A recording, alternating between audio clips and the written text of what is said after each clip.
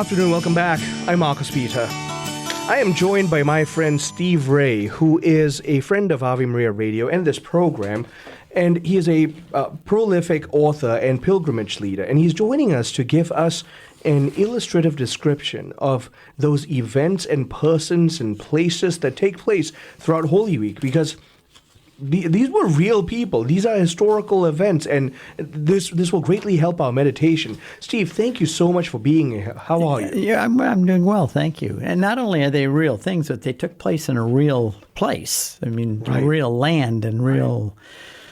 Right. And to understand the land and the people and the culture and the history, it takes a great imagination to put yourself back in there. I don't know that anybody's done it better than Mel Gibson in his movie, The Passion of the Christ, but to put you have to think of yourself in the Jewish context and the whole 2,000 years ago, the Roman context. Yeah. And it's because there's a lot. And our disadvantage today is we got roughly 30 minutes if you take in with the breaks and everything, and we got to cover 4 days in 30 minutes. That's less than 6, 7 minutes a day. Of the most profound things that ever happened on the face of the earth. Exactly. Quite literally, Pope Benedict XVI calls the Paschal Mysteries the pivotal event that changed human history. Yeah, so where space and time and eternity and all intersected in one place. And here we are supposed to talk about this in 30 minutes and cover all of this. I quit. I can't do it. Well, no, we're going to have to. Okay. And we'll do it. We'll do it. Jesus and his apostles go into this upper room and they have a casual meal and they chit-chat. That's basically what happened on Holy Thursday. Yep. Except it really wasn't. Yeah, I've seen that happen. I went to the Oberammergau plays when they were a couple of years ago. We went, and it was so sad because it was once really a Catholic. The Oberammergau Passion play for 500 years, I think it was. And they reduced it now. They said that they had to bring it to modernize it to a modern age. And Jesus held up a piece of bread and he said, "Here, eat this and remember me." And that was the Last Supper. And it was really sad. I was very disappointed in the whole thing. But anyway, the real thing is very, very cool and very exciting. It's a cosmic adventure. This is really a cosmic battle and a cosmic adventure.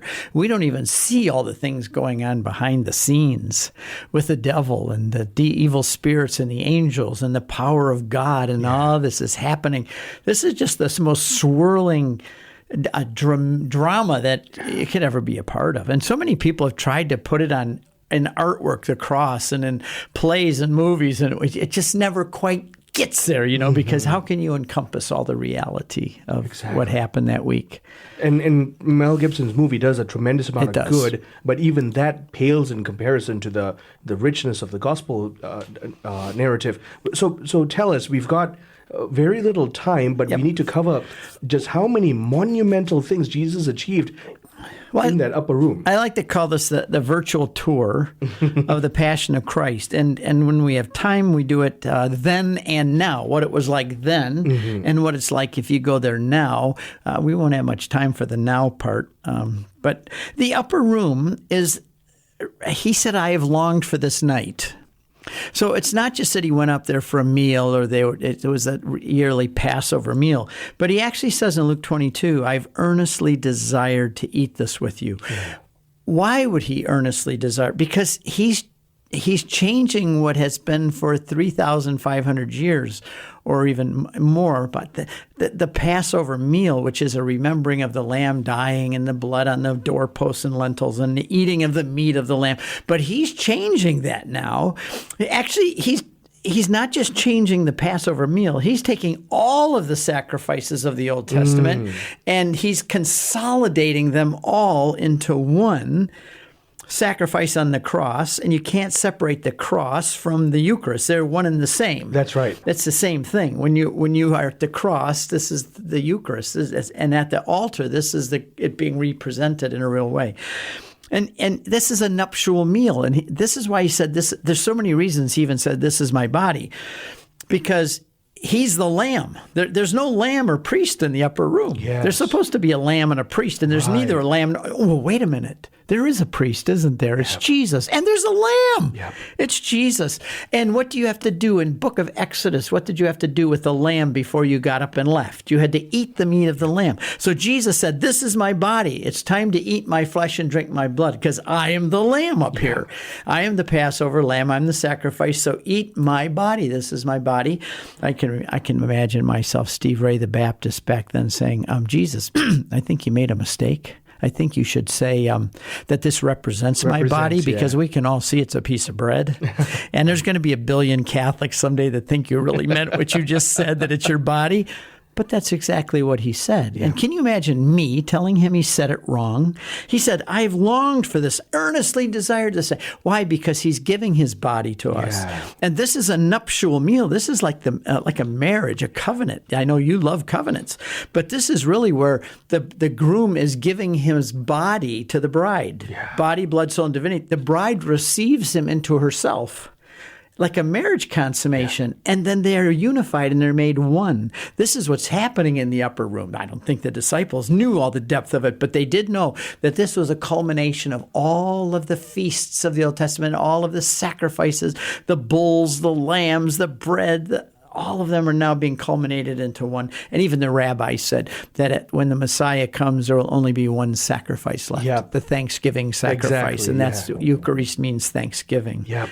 So anyway, that's all what's going on in the upper room. And how in the world can you, I mean, I give a whole hour talk just on that. Just on that, I know. Because it's so rich. I mean, even you started touching on the words, you could do an hour talk on just, this is my body. Yeah. But we do have to move on, because this is on this Thursday. And I mean, there's so much happening still on Thursday. So they walk out of the room and they're walking towards the Garden of Gethsemane. Yes. Now, if you know, this is what I mean about the imagination, knowing the land and knowing what they're walking past. Because even when Jesus said at the end of chapter 14, let us get up and go from this place. That's what Moses said when they got up and left to go across the Red Sea. Yeah. He said, let us get up and go from this place. They had the staff. They just ate the meat of the lamb and are ready to go. That's what these guys did. Now, they're walking. Where are they walking? Well, first of all, they have to walk on the way from the upper room. They have to go down the Roman road. They have to go through, and they go past the temple. And what does Jesus do at the temple? He prays the high priestly prayer, John 17. Where does the high priest pray the high priestly prayer? At the temple. Yep. He has to walk past the temple, and he stops, and he prays for all of us. He prays for three things. Number one, he prays for himself, the sacrifice and the priest. He prays for those 12 who are going to be his apostles, and he prays that they're consecrated. And then he prays for me, and he prays for you. Yep. And it says, and he prayed for all of those to consecrate all those who would believe through their word. And being God, he had every single one of us in his mind. If you don't think you're important to God, at that moment, on his way to Gethsemane, he was thinking about you, and he prayed for you because he prayed for all those who would believe through their word. And he, being God, had every single one of us in his mind individually. You know, his apostles watching this happen, you know, he literally stops in his tracks to do this. Yes, and also the temple with John 15. What's that about? Vine and branches? Mm-hmm. Well, what is the temple? The temple, according to Josephus, had huge clusters of golden grapes hanging off the size of a man, clusters of grapes. Where are you going to talk about being the vine and the branches and bearing fruit? Then there's in the temple. He's standing right in front of that temple, and you're looking at all of that. And what did he say earlier? That my body is the new temple, and if you abide in me, you'll bear fruit. Look at this. This is the old temple. We're going to do a new temple now, guys. And he keeps on walking. But just if you look at chapters 15, 16, 17, as to where he's standing, where he's walking, everything he says applies to the geography of the place. Then chapter 18 says, and he crossed into the Kidron Valley, which is the valley between the Temple Mount. And by the way, the Temple Mount that Herod had built was 30 football fields in size. Yeah. So that piece of flat that he had built, this flat platform to build a temple, and that was 30 football fields. Now it says he passed through the Kidron Valley and entered a garden. Now we get to Gethsemane, which means oil press. And believe me, that's where he was squeezed and he was pressed there.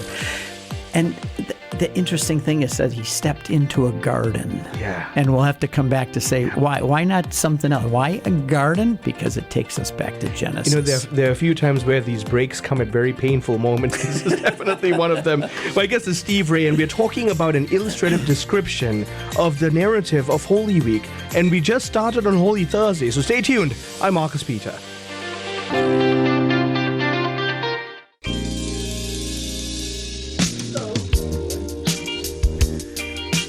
Good afternoon, welcome back. I'm Marcus Peter. We are talking with my friend Steve Ray, who is a prolific author, pilgrimage leader, lover of the scriptures, and Steve is giving us a descriptive and illustrative walk through the narratives of the scriptures from Holy Thursday all the way till Easter Sunday. So we just stopped in front of the temple. Like, we haven't made a lot of progress. We just stopped in front of the temple. I know. Well, we now crossed through the Kidron Valley, and we've gone into a garden called the Garden of Gethsemane, which means the oil press.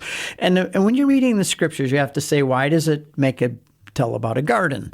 But also you have to remember that when John, the Gospel of John, says that the Calvary, the tomb, and the cross were also in a garden. And by the way, they just did archaeological discoveries that underneath the Church of the Holy Sepulchre, there is a garden. They actually found olives and grapevines and things under there, the seeds. Anyway, so that just confirms that what John said is true. But it has to take place in a garden because Jesus is the new Adam, and he's coming to rewind. It's like a video. He's rewinding this video, and he's recapitulating. In a way, he's starting it over. The first Adam was in a garden at the tree of life and brought about death. The new Adam, he goes into another garden at the tree of death, and he brings about life. He has to do it in a garden. Yeah. And John they want you to know that it's in a garden so that you think garden, so that you can make the connection. So Jesus is now going into a garden. And I say that when I have my groups there, about a half an hour we do just to talk there, I said that this is probably the most painful part of Passion Week. We don't think that way. He's just in the garden. He starts to sweat. By the way, we have Mass at the rock where the blood dripped. And it's just, people cry during that Mass because they're knowing he was there and his blood was dripping on this rock that we're all around during this Mass. And this was the most painful part of the Passion because I'm convinced that it's here that the sins of the world fell on him. And he had a merciful crucifixion, Marcus. It was really, his crucifixion was somewhat merciful because he's only on the cross for 3 hours. Yeah. And there's records of the Romans keeping men alive on the cross for over a week. Yep. Just hanging there naked. I've got an article coming out in Catholic Answers magazine on Friday on was Jesus naked on the cross, because we have him covered, and rightfully so. But the reality was he wasn't covered when he was there. And to be hanging on a cross for a man for a week, like a billboard in front of the city gates, that would just be horrendous. But Jesus only 3 hours. I think the real agony for him was in the garden, the Church of the Agony, because the sins of the world fell on him, and he who knew no sin became sin for us. He's never called he's never called love, love, love, or justice, justice, justice, but he is called holy, holy, holy, which means a total separation from sin. And now he took all of your sins and my sins and the sins of the billions of humans. He took it all into his body like the scapegoat where all the sins are prayed onto them. He didn't become a sinner. He became a sin bearer. And I think that was psychologically, spiritually, emotionally the most agonizing part of the whole event. From that moment on, he felt, my God, why have you forsaken me? In his humanity, he felt that alienation because of his sin. And then we read in John 3:16, which I think is the most important verse in the Bible, for God so loved the world, he gave his only begotten Son, whoever believes in him should not perish but have everlasting life. John 3:16, as Baptists and Pentecostals, you had to cite the reference. Absolutely. But two verses before that, it says, as Moses raised up the serpent in the wilderness, so will the Son of Man be raised up. Well, wait a minute. Why is it that Jesus an image of a snake? Shouldn't he be the lamb? Shouldn't you raise a lamb up, the innocent, pure lamb? But it says a serpent is a picture of Christ on the cross. Why? Because at that moment, he became the serpent in a sense. He took all the sting of the devil into him. He became all of that poison went into him. And in a way, he took the devil himself up to the cross and he killed him and killed death and sin and destroyed the works of the devil on the cross. So that's why it's an image of the serpent on the cross, because he's picturing everything that's evil and he's taking it to the cross to destroy it. So that's just a little bit about Gethsemane. We could go on and on about Gethsemane, but that's... I mean, you ask certain questions, like, where's Judas? Let's go from this place. You've already talked about the prayer at the temple. Yep. And so then now he's arrested. Judas comes and he kisses him, and there's a whole lot to be said about that. We don't have time. And they come with torches and they arrest him. And, interesting, they carried swords back in those days. We don't think about that. And even the reading at Mass on Sunday, on Palm Sunday, Jesus said, "Do you have enough swords?" And they said, "We have 2." He said, "That should be enough." I mean, they carried swords back in there for self-defense and so on. So Peter cuts the ear off of the servant Jesus. Can you imagine? You're coming to arrest this guy, and one of your guys cuts his ear off, and then Jesus puts it back on and heals it. I think I would say, you know what? I'm not messing with this guy. That's right. Forget what we came here to do. And he said, "Who do you look for?" Jesus. He said, "I am." He uses the ergo ami. That's the name of God from the book of Exodus. And when he said the name I am, they all fell over backwards. Yep. And by the way, it says that a cohort came. And a cohort is 600 men. Now, it doesn't mean that every single one of them woke up in the middle of the night to go get Jesus. But the cohort is a Roman 600 men in a Roman army. So then they arrest him, and they take him now back across the same way that he just walked, back past the temple. And he has to go back through the city of Jerusalem, past the temple again, up the same road that we go on when we go on our pilgrimage there. It's called the Roman road. It steps all the way up to Caiaphas' house now, right next door to the upper room. But now we're in Caiaphas' house, and that's where he's tried, and they arrest him. And the Sadducees, but this is where you see how political this was. The crucifixion of Jesus really was a political event because they said, if we let this guy continue to do what he's doing, it's going to cause chaos. And this is Pentecost. This is a Passover and Pentecost. The Romans, Pilate didn't stay in Jerusalem. Why would you want to stay in Jerusalem? He stayed out on Caesarea on the Mediterranean Sea. It was like a beautiful capital city on the water. But during Passover, he had to come in because Jerusalem would swell to 2 million people because the Jews were coming all to go to Passover. And so he had to be there, and they had towers above the temple, and they could close 2 doors and shut it all down and stop, because if there's going to be an insurrection or problem, it's going to happen on Passover in that place, and it could be shut 2 doors, and they'd have them all trapped in there. And they had towers, 4 towers up in the Antonia Fortress. They could look down and watch, and Pilate's up there, and they're watching. And so it was a political thing. If there was going to be an insurrection, it would happen there. Jesus seems to be a radical who's saying you don't have to pay taxes, you don't have to follow the Mosaic law. Should we pay taxes? He's paid it. It's kind of like cavalier about it. Give to Caesar what Caesar. It's not my business. But the fact is that they said, if we let this guy continue to go on like he's going with all these people following him, Rome is going to come and they're going to take our place away from us. They're going to put an end. See, the Jews had special freedoms because of their religious. It was a political arrangement that they made with the Sadducees. The Sadducees were terrified. We got to get rid of this guy, because if not, Rome is going to come and take our place away from us, and we're going to lose all of our political clout that we have here. Well, anyway, there's a cistern under that where Jesus was kept in prison over Holy Thursday night. And people, how do you know that? Well, he had to be kept somewhere. They didn't put him up in the Hilton Hotel, that's for sure. And so there is, underneath that, it's Caiaphas' house, a first century cistern, which is dug in the rock. The only way to get in is a hole in the top. They have a picture on the church there, on the outside, a mosaic of Jesus with ropes all around him, hanging, suspended into that cistern. And if you want to get an idea what it's like on Holy Thursday, read Psalm 88. The walls closing upon me. Yeah. I'm in a pit of darkness. It just is terrifying to read that. And I turn off the lights down there and I read that to everyone. I said, will any of you think of Holy Thursday the same again? And they all say no, with tears in their eyes, never again. Jesus could have called 72,000 angels. That's 12 legion. And he could have, and they would have vaporized the Roman army, but he didn't. He went through with it, knowing what's going to happen. He's down in that water, cold. He's already bloody and beat up from the trial.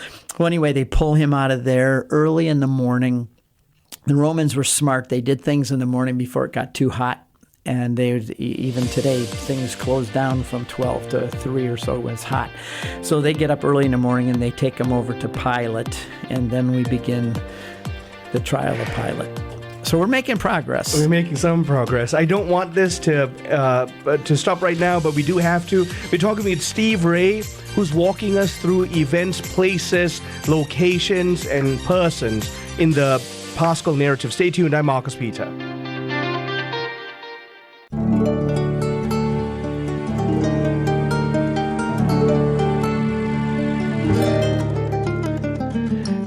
Good afternoon, welcome back. I'm Marcus Peter. I'm talking with Steve Ray, who's giving us a descriptive illustration of the narratives of the Easter Triduum. And so, Steve, let's pick up exactly where we left off. Now he's in front of Pilate early in the morning. Pilate wants nothing to do with this, and there's a lot we could say, but just one of the points I think is very interesting is that when you brought the lambs for the sacrifice of Passover, you had to take them to the priest. They had to be certified as being blameless, spotless, without blemish. You couldn't bring the one with the mange or with his leg chewed off by the wolf or something. They had to be perfect. At the same time that the priests are certifying the lambs that are blameless, without blemish for sacrifice, just a stone's throw away, Pilate says of Jesus, I find no fault in him, the true Passover lamb. At the same moment, the other lambs are being certified. Pilate says, I find no fault in him. Take him away for the sacrifice. Well, this is really unusual. We know about the scourging, the mocking, the thorns, and there was no OSHA requirements or manufacturing specifications for how to make a whip. These guys would just sit around in the evening and they would make as cruel a whips as they could around the fires, joking and drinking their cheap wine, the soldiers, and they'd say, look at this piece of iron. I can put that in mine. Boy, that's going to get him tomorrow. And they did. And these guys were not Roman soldiers. They were conscripts from Syria and Egypt. The centurions and leaders were Romans, but they conscripted the local people. And those were the perennial enemies of Israel, Syria and Egypt and other places like that. They were the enemies of Israel. So when they said, this is the king of Israel, they said, oh, man, are we going to have fun with this guy? That's why they put the purple robe and the crown. They didn't do that to everybody, but they had the king of the Jews, our perennial enemy. We're going to take it out on him. Well, so then he goes through the Via Dolorosa. I give a whole talk just on the Via Dolorosa. But one story I like to tell is that there was one guy along the way that was the unluckiest and yet the luckiest guy ever. And his name was Simon the Cyrene.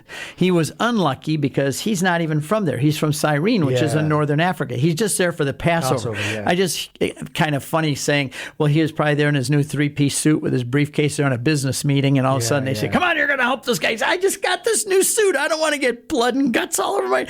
Get over here and help him, But he got so close. The blood touched him.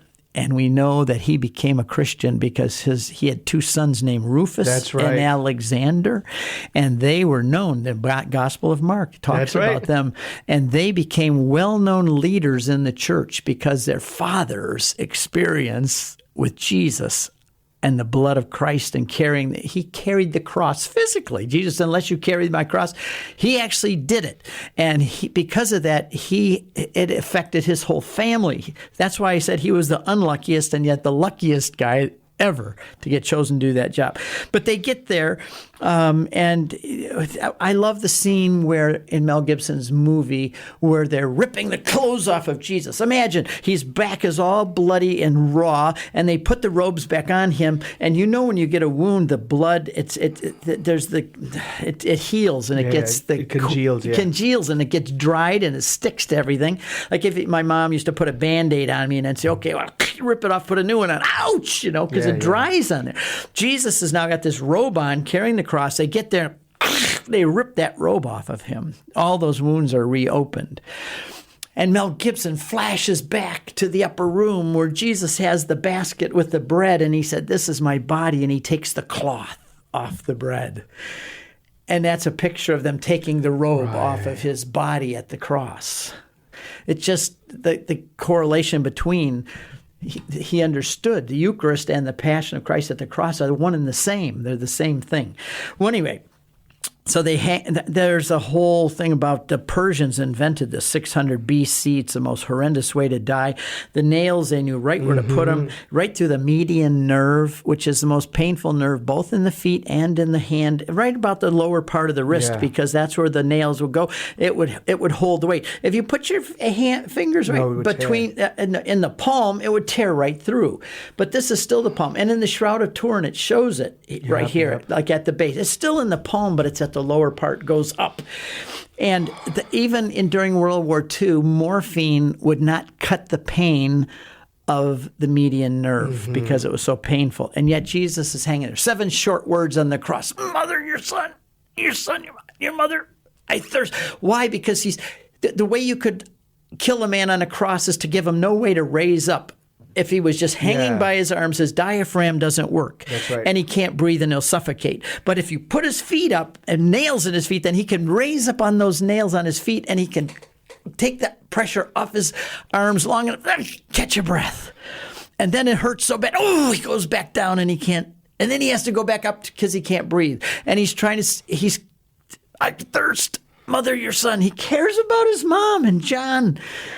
And even while he's there suffering, and he talks to the guy at the cross. Both of those thieves were bad. They both were ridiculing Christ at first, but one all of a sudden saw something.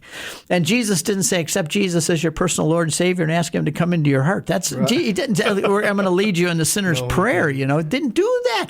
There's a lot going on there. And he deals with that guy on his right where he's at with the short words that he can express. Well, he's only on the cross for 3 hours, but I like to say that even nature rebelled against this because nature sees their creator being killed. He became part of creation, and the sun is blocked. The rocks crack. I think nature just rebelled against this. Yeah. It reacted against it, and it was so powerful. It said that corpses came up out of tombs. Grandma, we just buried her 3 years ago. Look at Grandma's... Grandma, what are you doing here? We buried you. But it says that the bodies came out of the tombs and were walking around because I think the power of that cross and what happened in the cosmic world with Satan and evil and all the things that we can't even begin to comprehend. I think they're going to come out in Mel Gibson's movie, though, in the resurrection. I think we're going to see that because I think those days after Jesus it says that he went down into hell. That's not the hell of the damned. It's not Gehenna. It's what's called Hades, the place of the dead, where they were waiting before they had to wait there, Abraham and the others waiting for Jesus to defeat death, and then he could take them back with him up into glory. Now he's ready to take them. But it says in Colossians 2:15 that he led them in a victory procession, humiliated them. And that's a picture of the Roman Empire.